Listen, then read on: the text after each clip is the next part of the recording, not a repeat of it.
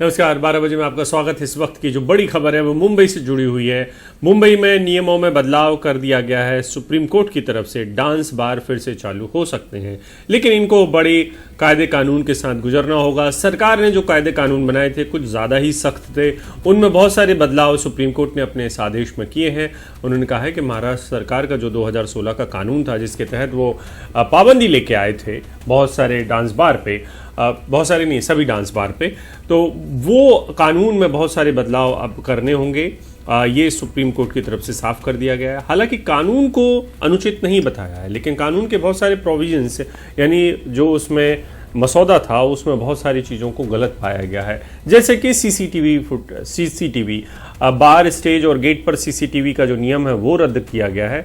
जैसे कि तमाम पब और बाकी की जगहों पर लगाया जा सकता है डांस बार में, और टिप को भी मंजूरी दे दी है। हाँ, पैसे नहीं उड़ा सकते हैं, टिप हाथ में देनी होगी। तो हमारे साथ और बहुत सारी जानकारी के साथ मौजूद हैं हमारे साथी आशीष भार्गव। आशीष, क्या कहा है सुप्रीम कोर्ट ने?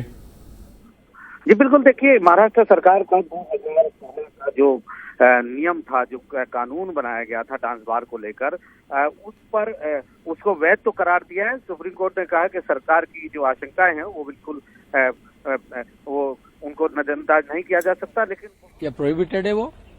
सेकेंडली, कोर्ट ने जो स्टेट ने कहा था कि कॉन्ट्रैक्ट होना चाहिए एम्प्लॉयमेंट के बारे में, तो उसको भी अपील किया है। पर कुछ कुछ कंडीशंस कोर्ट ने कहा है कि अनरीजनेबल है। जैसे 1 किलोमीटर का अंतर होना चाहिए कोई रिलीजियस प्लेस या स्कूल से, तो उसे हटाया गया है। सीसीटीवी की एक कंडीशन थी, उसको भी हटाया है क्योंकि वो प्राइवेसी का वायलेशन करती है, ऐसा कोर्ट ने कहा है। बाकी सारा सर ये स्टेट गवर्नमेंट के लिए काफी राहत है। एक्ट अपहेल्ड किया है एक महीने में, और अभी जो dance bar owner conditions comply करेगा उसे हम लाइसेंस देंगे। यानी आप लोग संतुष्ट हैं जो जजमेंट आया? हाँ, संतुष्ट है हम। उसके बाद कहीं अब नहीं, अभी कोई गुंजाइश नहीं, क्योंकि ये सुप्रीम कोर्ट का फैसला है। सर, हाउ डू तो हमारे साथ आशीष भार्गव जुड़े हुए हैं। आशीष, पहले जो नियम बनाया गया था, एक तरीके से डांस बार को खत्म करने के लिए सरकार ने ऐसा मसौदा कस दिया था ताकि जो राइट टू बिजनेस है, जो संविधान के तहत जो फ्रीडम है, वो भी नहीं हो पाएगा। क्योंकि कहा गया था कि डांस बार पे आप शराब नहीं परोस सकते हैं, आप सीसीटीवी रखेंगे, आप एक ऐसा मंच बनाएंगे जो चारों तरफ से घिरा होगा। तो क्या ये तमाम चीजें अब हटने वाली हैं? जी बिल्कुल, देखिए, सुप्रीम कोर्ट ने भले ही इसे अपहेल्ड किया है, लेकिन एक चीज अभिषेक समझनी होगी कि कहीं ना कहीं ये भले ही सरकार को ये थोड़ी सी राहत है कि जो उसका एक्ट है, जो उसका कानून है वो अपहेल्ड है, लेकिन बहुत सारे जो मेजर कंसर्न की चीजें थी जिसको लेकर सुप्रीम कोर्ट भी चिंतित था, और हियरिंग में सुप्रीम कोर्ट ने कहा था कि मॉरल पुलिसिंग ऐसा लग रहा है कि राज्य में हो रही है, तो वो कहीं ना कहीं इस आदेश में दिखा। जो सबसे बड़ी चीजें थी जिस पर आपत्ति थी डांस बार वालों को, वो तमाम चीजें साफ कर दी है। सुप्रीम कोर्ट ने ये भी कहा है 2005 से लेकर एक भी लाइसेंस सरकार नहीं दे पाई अब तक, तो इसका मतलब ये है कि ये बहुत अनरीजनेबल है। और सुप्रीम कोर्ट ने सीसीटीवी, जो मेन कंसर्न था कि जो निजता के अधिकार का उल्लंघन करता है, सुप्रीम कोर्ट ने माना कि डांस फ्लोर पर और गेट पर जो सीसीटीवी हैं अगर लगाए जाएंगे और 30 दिन तक उनकी फुटेज रखी जाएगी, ये पूरी तरह से असंवैधानिक है, निजता के अधिकार का उल्लंघन है। इसको भी गलत माना गया है कि 1 किलोमीटर के दायरे से स्कूल और धार्मिक स्थलों से, स्कूल कॉलेज और धार्मिक स्थलों से दूर हो ये डांस बार। सुप्रीम कोर्ट ने कहा है बॉम्बे जैसे शहर में ये पॉसिबल नहीं है इतनी दूरी पर, लिहाजा उसे रद्द किया और कहा है कि अब विधायिका इस पर फैसला ले कि ये दूरी कितनी हो। पैसे उड़ाने पर रोक को बरकरार रखा है, लेकिन टिप दी जा सकती है, ये सुप्रीम कोर्ट ने कहा है। इसके 6 बजे से शाम 11 बजे तक ये डांस बार चलेंगे, ये सुप्रीम कोर्ट ने इजाजत दी है।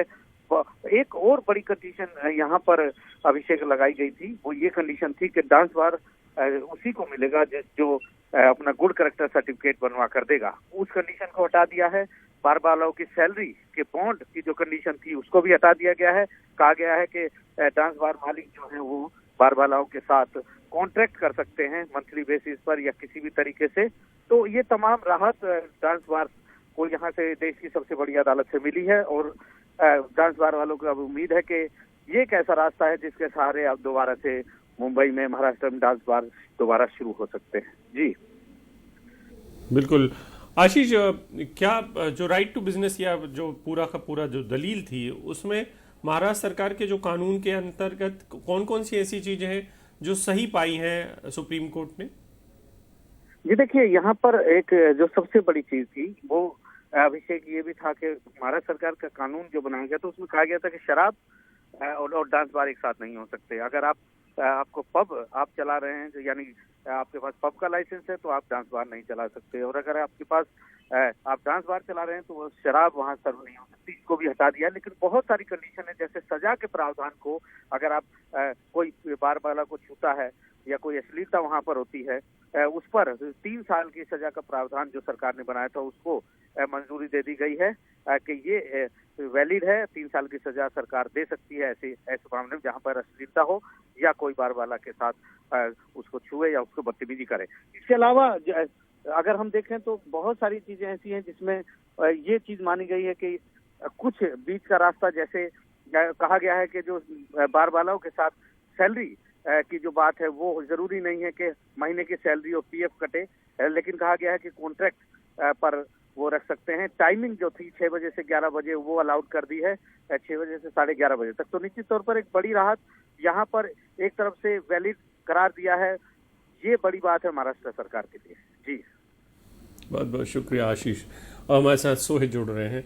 वैसे सोहित, जिस दौर में आए हैं, हम अपने साथियों को बता दें, सोहित जिस दौर में आए हैं उस दौर में डांस बार उन्होंने शायद ही देखे हों, क्योंकि रिपोर्टिंग करते वक्त में बहुत सारे लोगों को ये अनुभव रहा है कि डांस बार किस तरीके से काम करते हैं। लेकिन सोहित की जो उम्र है वो इस तरीके की नहीं है कि वो डांस बार में तब, क्योंकि अब डांस बार को बंद हुए तकरीबन 10 से 12 साल होने को आ गए हैं, तो सोहित ये डांस बार नहीं देख पाए। लेकिन सोहित, आप जिन डांस बार में खड़े हुए हैं, क्या वो मानते, उनको कुछ आपने कंडीशंस अभी तक बताई होंगी कि क्या है सुप्रीम कोर्ट का फैसला, तो क्या उनको लगता है कि अब व्यापार करना मुमकिन होगा?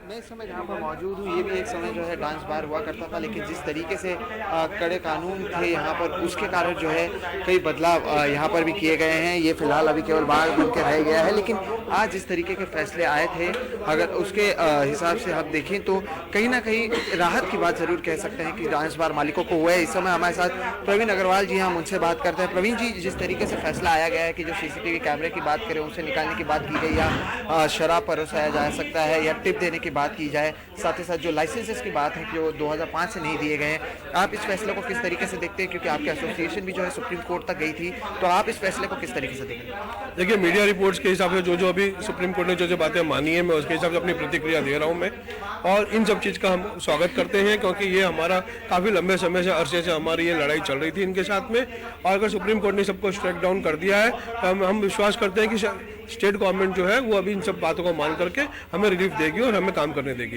बिल्कुल, काफ़ी परेशानी हो रही थी, जैसे हम दर्शकों को भी बता रहे थे, यहाँ पर भी पहले जो एक डांस बार हुआ करता था, लेकिन जिस तरीके के कड़े कानून और पाबंदी लगाई गई, तो किस तरीके की राहत की उम्मीद है, और इससे जो है बिजनेस में किस तरीके का आपको लगता है कि इसका फायदा होगा, नुकसान होगा, किस तरीके से आप इसे देख रहे हैं? इसमें सबसे अच्छा तो ये होगा कि लड़कियां जो है अपनी रोजी रोटी कमा पाएंगी, क्योंकि वो फिर से वो डांस कर पाएंगी। यदि स्टेट गवर्नमेंट हमें शांति से अगर हमें लाइसेंसेस दे दे, इशू कर दे हमें, तो लड़कियों का इसमें सबसे ज़्यादा फायदा होगा कि वो अपनी रोजी रोटी कमा सकती हैं, अपने गुजर बसर कर सकती हैं वो लड़कियाँ। सर, लेकिन कहीं ना कहीं जो कानून है या जो सरकार ने जो सजाएं रखी थी जो 2016 के, उसे जो है अभी भी रखा गया है।